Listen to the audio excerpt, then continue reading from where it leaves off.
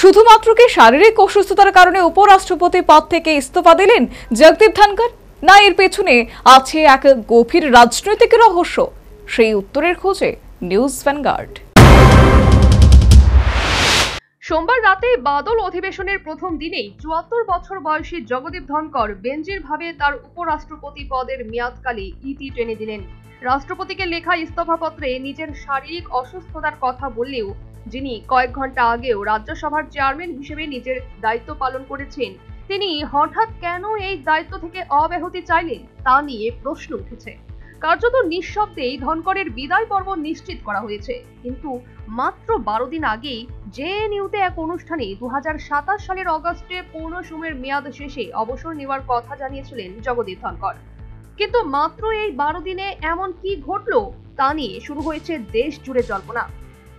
এক অংশের রাজনৈতিক বিশ্লেষকরা বলছেন, অপমানের জেরে বিদায় নিলেন জগদীপ ধনকর।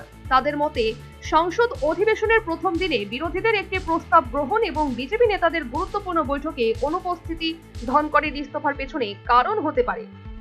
প্রসঙ্গত, সোমবার ধনকর ঘোষণা করেন যে তিনি বিচারপতি যশবন্ত ভার্মাকে অপসারণের জন্য ৬৮ জন বিরোধী সাংসদের স্বাক্ষরিত একটি নোটিশ পেয়েছেন, যার বাড়ি থেকে বিপুল পরিমাণ নগদ অর্থ উদ্ধার করা হয়েছে এবং তিনিও তা স্বীকার করেছেন। একদিকে সরকার যখন লোকসভায় তাদের আনা একটি প্রস্তাব উত্থাপন করেছিল, তখন বিরোধী দলের নোটিশের উপর উপরাষ্ট্রপতির তাড়াহুড়ো সরকার পক্ষ খুব একটা সহজভাবে নেয়নি বলে অনেকে মনে করছে। আরো জানা গিয়েছে, সোমবার রাজ্যসভার বিজনেস অ্যাডভাইজারি কমিটির বৈঠক ছিল। প্রথম বৈঠকটি হয় দুপুর 12:30টায়। সেখানে নাড্ডা এবং সংসদীয় মন্ত্রী কিরেন রিজিজু দুজনেই ছিলেন, কিন্তু বিকেল 4:30টায় ফের বৈঠক হলে সেখানে হাজির হননি দুই মন্ত্রী, যা সরকারের থেকে ইঙ্গিতবাহী বার্তা ছিল বলেই মনে করা হচ্ছে।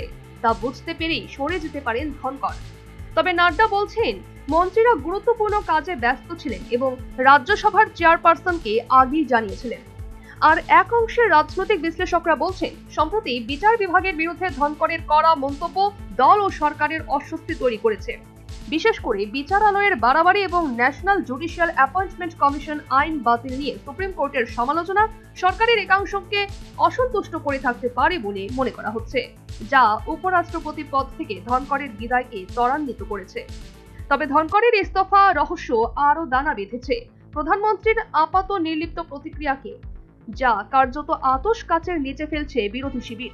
মোদী এদিন নিজের এক্স হ্যান্ডেলে তিনি লিখেছেন, জগদীপ ধনকর উপরাষ্ট্রপতি সহ নানা পদে দেশ সেবার একাধিকবার সুযোগ পেয়েছেন।